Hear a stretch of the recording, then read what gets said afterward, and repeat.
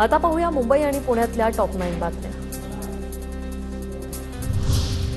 मुंबईसह किनारपट्टी भागात पावसाचा अंदाज। हवामान खात्याकडून पुढील 3 ते 4 दिवस पावसाचा येलो अलर्ट। मुंबईसह किनारपट्टीवर मध्यम ते जोरदार पाऊस पडण्याचा अंदाज। शिवउड्डाण पुलावर अवजड वाहनांना बंदी। सुरक्षेच्या कारणास्तव उद्या रात्रीपासून उड्डाण पूल बंद करण्यात येणार। नवी मुंबईत आठवड्यातील 3 दिवस फक्त सकाळी पाणीपुरवठा केला जाणार। यंदा पावसाचं उशिरा आगमन झाल्याने महापालिकेकडून पाणी जपून वापरण्याचं नियोजन। ठाण्यातील विविध भागात शुक्रवार आणि शनिवारी पाणीपुरवठा बंद राहणार। महापालिकेच्या पाणीपुरवठा योजनेतील तातडीच्या दुरुस्ती कामांसाठी पाणीपुरवठा बंद असेल।